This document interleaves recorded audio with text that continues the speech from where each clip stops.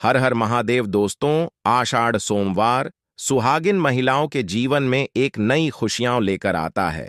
सोमवार के दिन भगवान भोलेनाथ और माता पार्वती जी का पूजा किया जाता है। इस दिन सुहागिन महिलाएं अपनी चूड़ियों की भी पूजा करती हैं। हर साल आषाढ़ सोमवार का व्रत हमारे जीवन में एक बड़ी मनोकामना को पूरा करने और हमारे जीवन में खुशियों को लेकर आता है। इस बार का आषाढ़ माह का पहला सोमवार 24 जून को है। दोस्तों, आज हम आपको बताएंगे बहुत ही जरूरी और खास चीज के बारे में, जिसको करने से आपके जीवन में धन, सुख और समृद्धि खुद ही आकर्षित होती है। धन प्राप्ति के नए नए मार्ग आपके जीवन में खुलते हैं, क्योंकि जब भी आपकी एनर्जी बदलती है, नेगेटिव से पॉजिटिव होती है, तो खुद ही सुख और समृद्धि आपके जीवन में आकर्षित होने शुरू हो जाती है। किंतु इसके पीछे का रहस्य क्या है और किस तरह यह कार्य करता है, आपको इसके बारे में भी पता होना बहुत ही ज्यादा जरूरी है। तो आज हम आपको इस वीडियो में बताएंगे कि किस तरह से आपको यह करना है, इस उपाय के कितनी ज्यादा लाभ आपको अपने जीवन में मिलते हैं।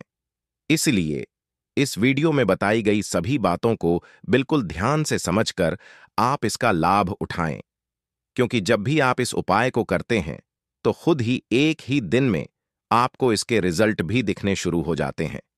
इतना ज्यादा शक्तिशाली ये उपाय समझा जाता है। दोस्तों, आषाढ़ पहला दिन रविवार है और दूसरा दिन सोमवार, इसीलिए यह दोनों दिन बहुत ही विशेष दिन माना गया है। रविवार और सोमवार का दिन बहुत खास होता है, क्योंकि इस दिन तो टोने टोटके किए भी जाते हैं और उनसे छुटकारा पाने के उपाय भी किए जाते हैं। तो इस दिन आप कैसे सुरक्षित रहें, यह मायने रखता है, और जब भी कुछ करें अपने अच्छे के लिए करें। तो चलिए इस बारे में जानते हैं। सबसे पहली बात, जब विपरीत ग्रहों की पीड़ाएं परेशान करती है तो चारों तरफ से परेशानियां आती है, एक के बाद एक के बाद एक। आप उलझते चले जाते हैं, और जब राहु केतु अपना रंग दिखाते हैं तब क्या होता है? पारिवारिक जीवन में मतभेद, माता पिता के स्वास्थ्य पर कष्ट, आपका करियर, रोजगार एकदम से खत्म। तो यह है दंडाधिकारी का दंड देने का तरीका। कैसे इससे बाहर निकलें, कैसे उनको मनाएं? एक बात हमेशा याद रखिए, घर के मुख्य दरवाजे पर आपको गंगाजल रोज ही डालना है।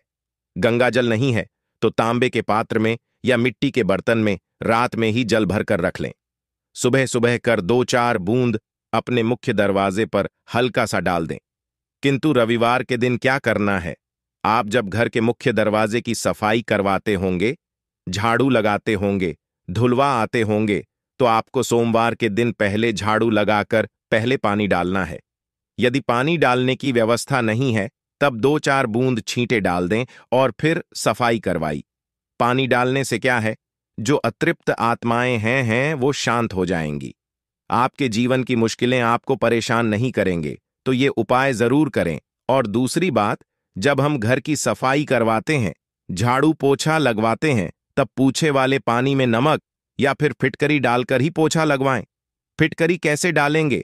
जो डली वाला फिटकरी हो आता है, वह आप एक दलीलें पूछे कि पानी में एक बार घुमा लें या मद में थोड़ा सा पानी लेकर उस घुमा लें, फिटकरी उठाकर रख लें और जो पानी है उसको पोछे के पानी में मिला दें। तो इस तरह से आप उस पानी से पूछा लगवाएं या फिर एक नमक डालकर पूछा लगवाएं। आपके पूरे घर पर किसी भी तरह का कोई जादू टोना किसी का नहीं चलेगा। आप लोग स्वस्थ, मस्त और सुरक्षित बने रहेंगे। ये बहुत सिंपल उपाय है। आगे बढ़ने से पहले आपसे रिक्वेस्ट करते हैं कि वीडियो को लाइक जरूर करिएगा, दोस्तों को शेयर कर दीजिएगा, और यदि आपने अभी तक चैनल को सब्सक्राइब नहीं किया है तो चैनल को सब्सक्राइब करके बेल आइकन जरूर दबाएगा। छोटी छोटी बातों का यदि आप ध्यान रखते हैं तो आप बहुत सारी मुश्किलों से बाहर निकल आते हैं। सोमवार के दिन महादेव जी की पूजा जरूर करें। यदि आप कर्ज में फंसे हैं, जीवन की मुश्किलें बहुत ज्यादा परेशान कर रही है, तब आप छोटा सा उपाय कीजिएगा। क्या करेंगे? यदि कर्ज में फंसे हैं तब आप सोमवार के दिन शिव जी के मंदिर में जाकर शाम के वक्त पान का बीड़ा भगवान शिव जी को अर्पित करें। पान के पत्ते में आपको चुना और ज्यादा नहीं डलवाना है। जब ऐसा बीड़ा बनवाएंगे, दुकानदार को पता होता है, नहीं तो आपको घर में बनाना है। एक पान का पत्ता लें और उस पर आप लौंग, इलायची रखें, थोड़ी सी मीठी वस्तु रखें। उसका बीड़ा बनाकर भगवान भोलेनाथ जी के चरणों में रख दें। कथा भी डाल सकते हैं। सोमवार के दिन सरसों के तेल का उपाय किया जाता है। तो आइए हम विस्तार से जानते हैं कि कैसे जीवन की मुश्किलों से बाहर निकला। सरसों के तेल का सबसे खास उपाय यह होता है कि सोमवार के दिन एक स्टील की कटोरी में सरसों का तेल ले लें। अब इसमें अपनी छाया को देखें, फेस को देखें। अब इस तेल में उड़द दाल के बड़े बनाकर आप किसी जानवर को खिला दें, कुत्ते को खिला सकते हैं। तो इससे क्या होता है शनिदेव का प्रकोप शांत होता है। हर किसी के लिए यह संभव नहीं है। तब ऐसे में जब आपके घर में रोटियां बनती है तो सबसे पिछली जो रोटी होती है उस रोटी का बड़ा महत्व होता है, क्योंकि कुत्ते के लिए पिछली रोटी ही निकाली जाती है। इस रोटी पर थोड़ा सा तेल लगा दें। रोटी पर संभव हो तो एक बूंद सरसों का तेल आगे पीछे उंगली से हल्का सा टच कीजिए। उस पर एक चुटकी काले तिल रख दे, और हो तो गुड़ भी रख सकते हैं। इसके बाद अपने ऊपर से बार उल्टा वाले, या आपके घर में कोई बच्चे हैं जो अक्सर शैतानियां करते हैं, बीमार रहते हैं, नजर जल्दी लगती है, या फिर किसी तरह की कोई टेंशन है, किसी के भी सर से बार ले और ले जाकर इसको कुत्ते के सामने प्यार से दे दे। एक खास बात और भी है सोमवार के दिन। वैसे तो सरसों का तेल की नहीं, बल्कि कोई भी तेल यदि आप अपने सर के बालों में लगाते हैं, दिन से लेकर रात तक आप बालों में तेल जरूर लगाएं, और संभव हो तो नाभि में लगाकर सोइए। ऐसा करने से भाग्य उदय होता है, जीवन की मुश्किलें कम होती हैं। और आपने सुना होगा, नाभि में तेल लगाने से भी नहीं फटते हैं, और आपका स्वास्थ्य भी अच्छा होता है, क्योंकि नाभि पूरे शरीर का केंद्र बिंदु है। इसीलिए तो कहा जाता है कि नाभि को छेड़ो मत। नाभि में थोड़ा सा सरसों का तेल या कोई भी तेल लगा लें, और थोड़ा सा अपने सर पर, और आपके घर में जितने भी लोग हैं वो सब हल्का सा ही, पर सभी लोग तेल लगाकर ही सोए। रविवार या सोमवार के दिन आपके अनुकूल ग्रहों की पूजा होती है। इनसे जुड़ी एक कथा भी है कि जब कुछ ग्रहों को जब रावण ने लंका में अपने पैरों के नीचे रखा था, तब हनुमान जी ने उनको वहां से बंधन से मुक्त कराया था। तब शनिदेव ने हनुमान जी को वरदान दिया था कि जो भी मेरी पूजा करने के बाद आपकी पूजा करेगा, उन भक्तों पर हम कभी भी अपनी कुदृष्टि डालेंगे। इसलिए सोमवार, रविवार और शनिवार के दिन जब आप अनुकूल ग्रहों की आराधना करते हैं, तब उसके बाद हनुमान जी की आराधना जरूर करें। इससे राहु केतु आप पर कभी भी क्रोधित नहीं होंगे। कैसे उनकी पूजा करेंगे? बहुत सिंपल है। यदि आपके घर के आसपास उनकी शिला है तो वहां पर आप पूजा कर सकते हैं। शनिदेव की आंखों में नहीं देखा जाता है, इस बात का ध्यान रखिएगा। इसलिए उनके मूर्ति की पूजा नहीं होती है। जहां शिला है वहां पूजा होती, कहने का तात्पर्य यह है कि ऐसी मूर्ति का दर्शन न करें जो आपकी ओर देख रही है। आपने देखा होगा, शनिदेव की मूर्तियों की आंखें ऊपर की ओर देखती हैं। जानबूझकर ऐसा बनाया जाता है ताकि आप पर नेगेटिव प्रभाव न पड़े। वैसे तो पीपल के पेड़ में लौटा जल अर्पित करने से भी आपके विपरीत ग्रह शांत रहते हैं। और सोमवार की सुबह जब आप जल अर्पित कीजिएगा तो एक लौटा जल में एक चुटकी काले तिल और थोड़ी सा गुड़, सफेद पुष्प और एक चुटकी अक्षत लेकर जाएं, और प्रेम से अर्पित करके मां लक्ष्मी को कहें कि आप मेरे साथ चलिए। और शाम के समय पीपल के नीचे एक सरसों के तेल का दिया 2-4 दाने काली उड़द के या काले टीके डालकर जरूर जलाइए। और यदि जीवन में बहुत दुख, तब सोमवार के दिन बेलपत्र का पेड़ होता है, उसके नीचे 2 मुखी का दिया जला दीजिएगा। लक्ष्मी दौड़ी चली आएगी। वैसे एक और बात याद रखिएगा, जब भी महादेव की पूजा करें तो उसके बाद हनुमान जी की पूजा जरूर करें, नहीं तो आपकी पूजा अधूरी मानी जाती है।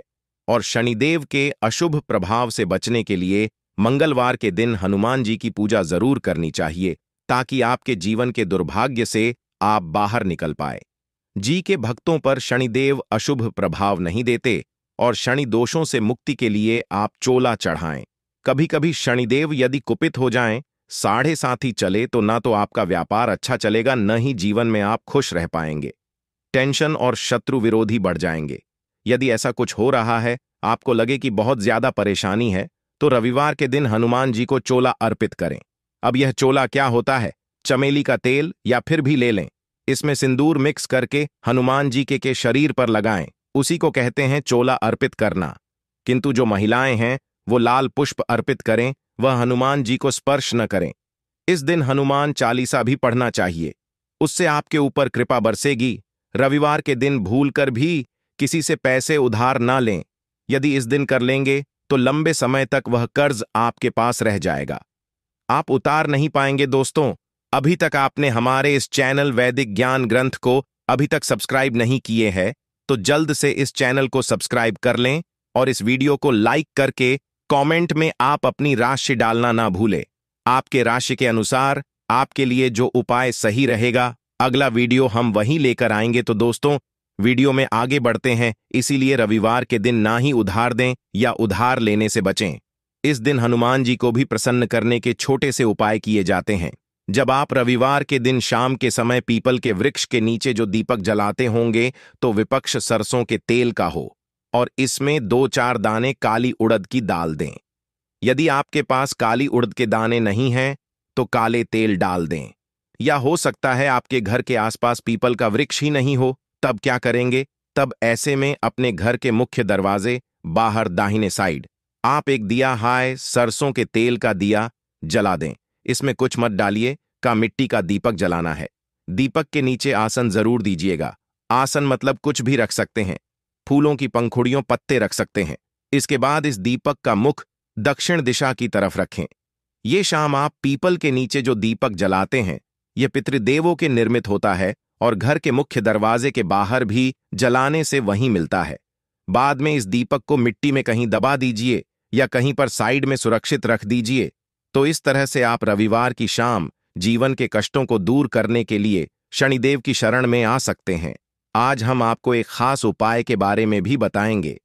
यदि आपकी नौकरी रोजगार में समस्या है तो जो ब्राउन चना होता है उसको आप शनिवार के दिन पानी में भिगो लें और रविवार की रात उसको सरसों के तेल में हल्का सा में गर्म लें। उसमें तेल मसाला को भी नहीं डालना, नमक भी नहीं डालना है और उसको थोड़ा ठंडा होने के बाद किसी भी जानवर को खिला दें। नौकरी रोजगार की समस्या दूर हो जाएगी। दूसरे खास उपाय के बारे में, यह उपाय भी आपकी मनोकामना को ही परिपूर्ण करने के लिए है। इस उपाय के लिए भी आपको एक लोटा जल ले लेना है और साथ ही साथ एक बेलपत्र ले लेनी है। एक लोटा जल आपको अपने किचन से लेना है और बेलपत्र अगर आपके पास हो तो ले लीजिए और न हो तो फिर आप शिवलिंग के ऊपर चढ़ी हुई बेलपत्र को उठाकर जल से शुद्ध करके फिर उसका भी इस्तेमाल कर सकते हैं। अगर आप पहला उपाय न कर सके तो फिर आप इस दूसरे उपाय को कर सकते हैं। दोनों ही उपाय आपके जीवन की मनोकामना को परिपूर्ण करने के लिए है, धन धान्य के भंडार को भरने के लिए है। देखिए, आप सबसे पहले ये दोनों सामग्री लेकर आपको पहुंच जाना है किसी भी बेलपत्र के वृक्ष के नीचे। यह उपाय भी आप सुबह से लेकर शाम तक किसी भी समय कर सकते हैं। बेलपत्र के वृक्ष के नीचे पहुंचकर बेलपत्र की जड़ के आसपास आपको कहीं बैठ जाना है, लेकिन आपको अपना फेस उत्तर दें ईशा की तरफ करना है। यानी आपका जो चेहरा होगा वह उत्तर दिशा की तरफ होगा। उत्तर दिशा की तरफ आपको अपना मुख रखना है और फिर यह एक बेलपत्र आपको अपनी हथेली में रखना है और आपको अपनी मनोकामना बोल देनी है। जिस भी मनोकामना के लिए आप यह उपाय कर रहे हैं, अपनी मनोकामना का मरण कर लीजिए और इस बेलपत्र को आप बेलपत्र के पेड़ की जड़ के पास कहीं पर रख दीजिए और श्री शिवाय नमः मंत्र का स्मरण करते हुए 1 या 2 मिनट बाद इस बेलपत्र को वापस उठा लीजिए। बेलपत्र की जड़ के आसपास कहीं पर रखकर फिर इसको 1 या 2 मिनट बाद वापस उठा लीजिए और फिर यह दोनों सामग्री लेकर आप शिवालय आ जाइए। अब शिवालय आने के बाद यह बेलपत्र आपको शिवलिंग के ऊपर समर्पित कर देनी है और फिर से आपको वही मनोकामना बोल देनी है जो आपने बेलपत्र के वृक्ष के नीचे बोली थी। दोनों जगह आपको एक ही मनोकामना बोलनी है।